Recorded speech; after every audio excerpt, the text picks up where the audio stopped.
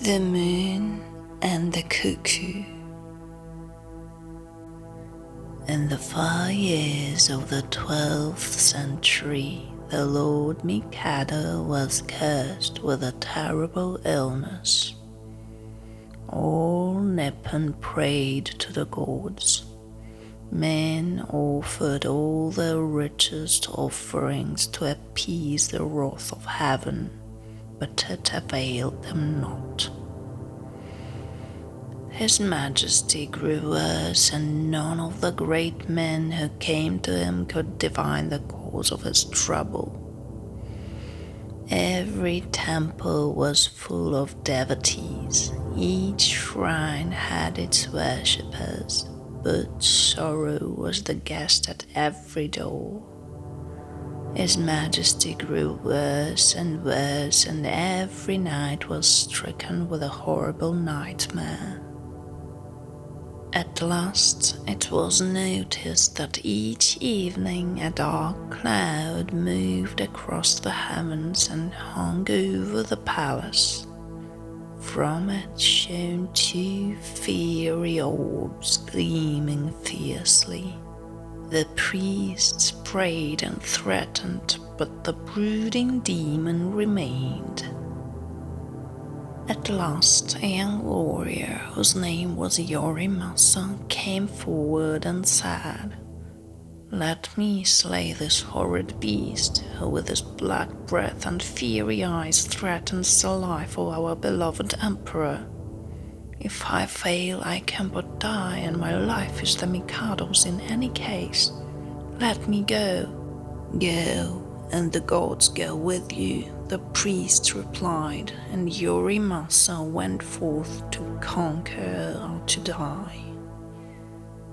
He breathed a prayer to the great god Hachiman, his patron, and set a heavy arrow in his well-strung bow. Twang went the bowstring, and lo, the arrow brought the monster low. It was indeed a fiend terrible enough to have destroyed the emperor, for it had the head of a monkey, the claws of a tiger, the body of a lion, and the tail of a mighty serpent. Yorimasa was brave, however, and he made at the beast with his good sword. 9 times he plunged it into the ferocious monster's breast, and at last it fell dead. The emperor now promptly recovered, and, wishing to reward Yorimasa for his bravery, he called him and said, "At the risk of your own life, you have saved that of your emperor. What will you have in reward?" Yorimasa answered, "Most august one, my life was your own. Why should I not risk to save that for which all Nippon would be honored to die? I claim no reward. In my heart is joy that I have served my emperor." "But I will reward you," said the Mikado, "for I should be as just as you are generous. Here is the sword Shichi-no-O, the king of the wild boars, for since you can wield a sword so nobly, it is fitting that you have a noble sword, my brave Yorimasa. 2 things delight the heart of brave men, love and duty, woman and warfare. Since you have been successful with the one, I will give you success with the other. It has come to my ears that you love Ajama, and that she loves you. Take her, and may you be happy, and may your children live and prosper and grow up to serve their emperor as their father has served his."